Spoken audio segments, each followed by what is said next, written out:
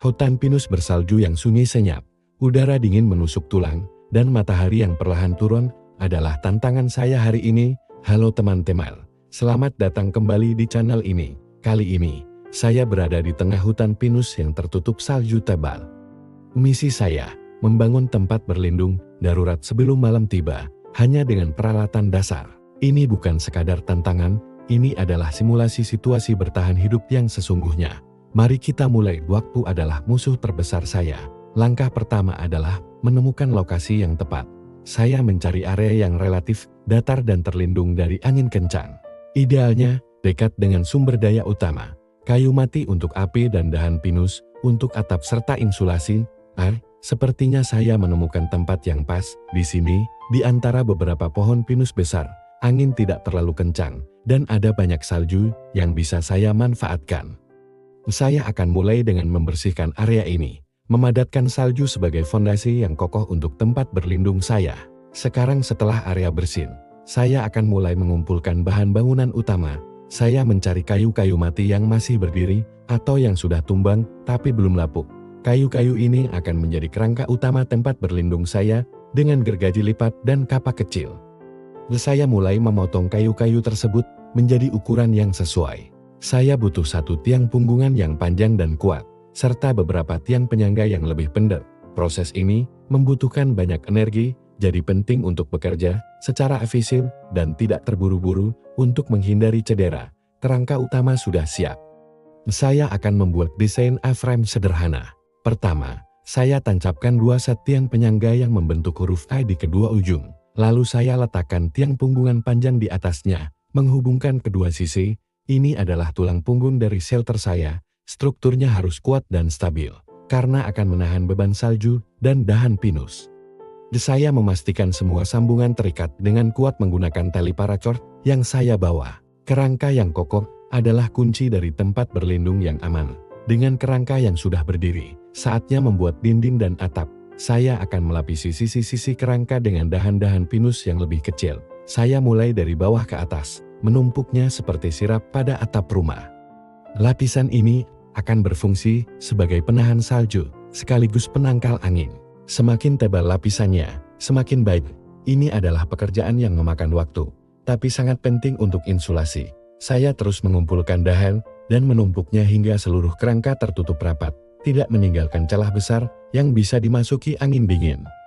Sekarang bagian yang paling penting untuk kehangatan, insulasi salju.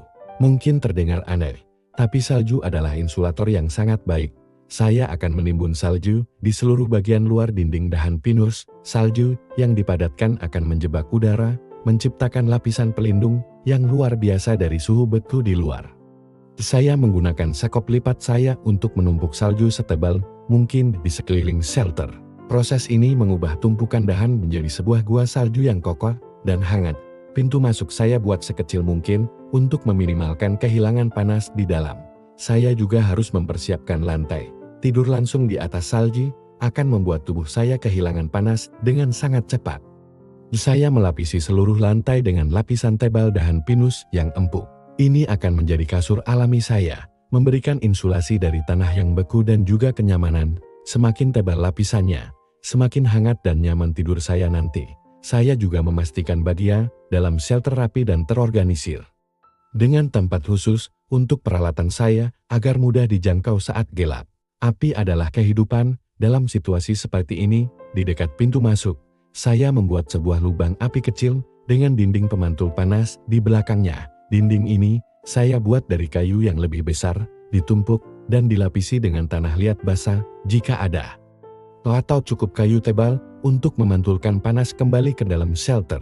Saya sudah mengumpulkan kayu bakar dari berbagai ukuran, mulai dari ranting kecil untuk penyulut hingga kayu yang lebih besar, agar api bisa bertahan lama. Mempersiapkan api sebelum benar-benar gelap adalah prioritas utama. Matahari sudah hampir tenggelam, suhu turun drastis. Inilah saatnya untuk menyalakan api.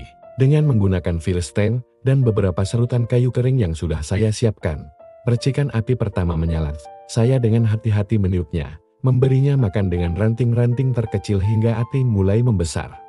Suara gemeretak api dan cahaya hangat yang mulai menerangi bagian dalam shelter memberikan rasa aman yang luar biasa. Saya menambahkan kayu yang lebih besar secara bertahap. Kini, saya punya sumber panas, cahaya, dan cara untuk mencairkan salju menjadi air minum. Malam telah tiba. Di luar, suhu terus anjlok di bawah 0, tapi di dalam shelter A-frame saya, suasananya hangat dan nyaman berkat AC dan insulasi salju yang tebal. Saya duduk di samping AC, mencairkan salju untuk minum, dan merasakan kehangatan yang menjalar.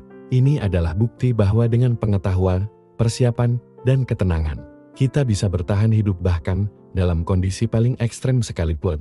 Pembangunan shelter ini bukan hanya tentang fisik, tapi juga tentang mental. Terima kasih sudah menemani petualangan saya hari ini. Jangan lupa untuk like, subscribe, dan sampai jumpa di video berikutnya. Tetap aman dan selalu siap.